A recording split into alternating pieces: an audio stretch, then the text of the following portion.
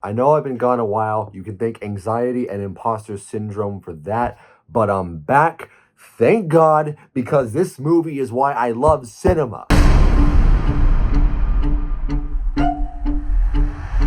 What's up, guys? My name's Krispy, and I saw Abigail. It is directed by radio silence duo Matt Bettinelli-Oldpin and Tyler Gillette. I am so good with name pronunciation. They are the directors of Ready or Not, and they relatively recently had the distinction of reviving the Scream franchise, though given the company behind that franchise is, let's say, questionable decisions, that future might be in jeopardy. The premise of this movie is a group of career criminals kidnap the young daughter of a very wealthy man and hold her ransom for ransom money.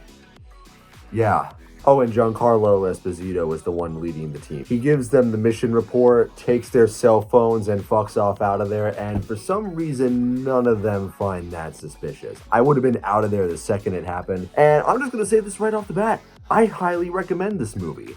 I honestly wish I had gone into the movie without seeing any trailers. This is something like I wish I'd seen at a film festival, like knowing nothing going in. So I'm gonna give you the chance to do that yourself.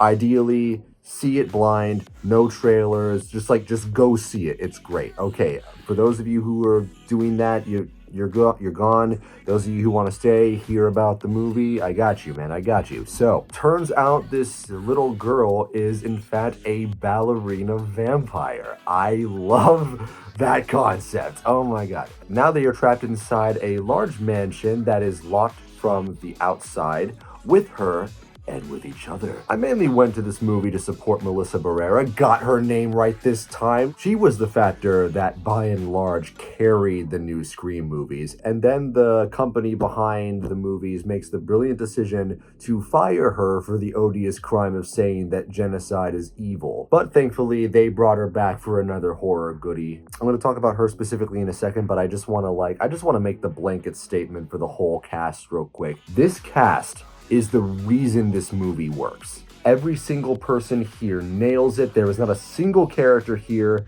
that I didn't like. You know, usually you've got that one character who you hope will be the first to die, and if you're like me, you'll probably correctly guess which character goes first. They're just memorable.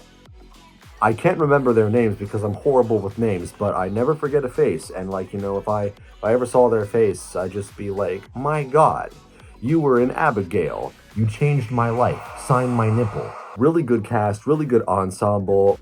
Melissa Barrera, she's sort of the emotional cornerstone of the movie. She's the conscience. She is the moral fiber of the group, and she is great in that role. Dan Stevens is in this movie too, and as usual, he's just having a blast on screen, which means he's a blast to watch on screen. He plays this former New York tough guy who has a history of betraying his colleagues to get ahead, and he's sort of the chaotic wild card of the movie. A lot of the uncertainty and suspense comes from him in a really fun way. He does his job really well. Catherine Newton plays the rich girl turned rebel hacker. The late Angus Cloud plays the sort of stoner hanger-on of the group. William Catlett plays a former soldier, but the standout of the supporting cast has got to be Kevin Durand as the dim muscle of the group. Kevin Durand is very good at playing sociopaths, and it would have been really easy to just send him down that route, but he plays a different kind of character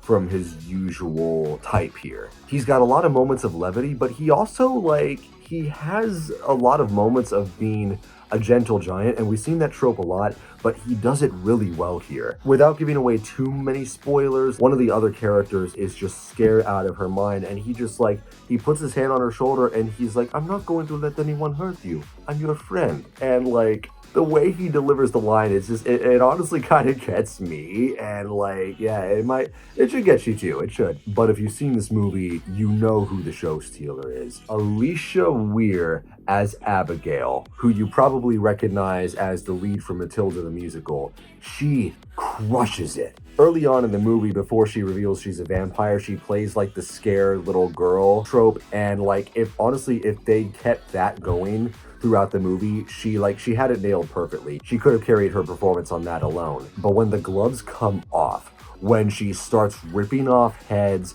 and crunching down on larynxes, she's just such a freaking delight to watch. She's over the top, she's crazy, evil, and malicious. She's so charismatic and enjoyable. In one scene in the movie, she gets this monologue that must have taken up 2 or 3 pages of space, and she nails it. She just nails every scene she is given. And she is the one whose shoulders this movie is put upon. If her performance hadn't worked, the movie wouldn't have worked.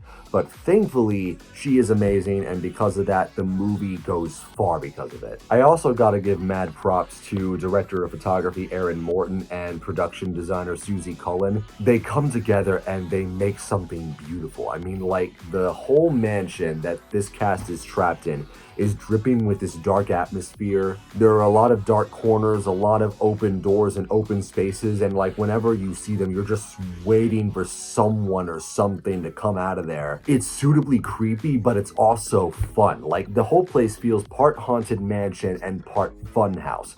There are secret passageways, there are like trap doors. It's scary and it's fun, and it takes what works out of like a scary game and puts it into a film where these characters are trying to survive this tiny little monster, but they're also trying to survive each other. You know, these are all criminals. They made the choice to commit crimes for a living, and a lot of them have done lethal things. So none of these characters exactly face true north as far as morality goes, but there's like a differentiation and a variety on the moral compass. You've got your good guys, you've got your bad guys, you've got your characters who are morally gray or neutral, what have you, and their stories only sort of like, you know, they gradually come to the surface as the movie goes on. You learn more and more about them, and you never fully understand what each of them are up to. It makes it interesting when their motives are revealed, and you either root more and more for them to get out of there, or you are like more and more like, I don't know, hesitant about them and what they might do. Everyone's got to watch their back in this movie. It's fun, it's intriguing, it's great. If there's one critique I have of this movie, is that it tries to harken back to Ready or Not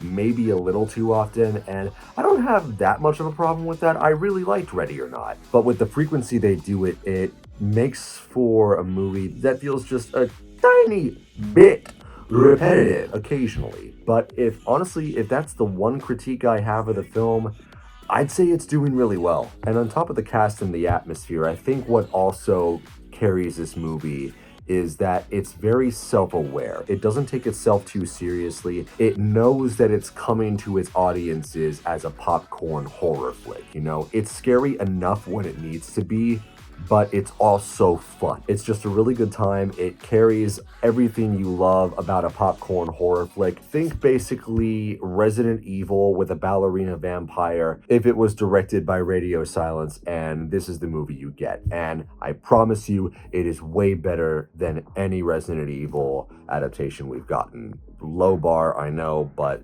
it's good. It's so good. If you're a Blu-ray collector, I definitely recommend adding this movie to the collection when it comes out. Definitely going to be a movie worth binging when October comes around. Overall, it's just a very good movie. I'm going to give it an 85% on the Krispy meter. I don't eat paper anymore, so yeah, here's a White Russian to that. If you've seen this movie, please tell me what you think of it. I would love to know. Please comment down below. These videos are meant to be a conversation. Hope you guys enjoyed this review. If you did, please make sure to like, share, subscribe.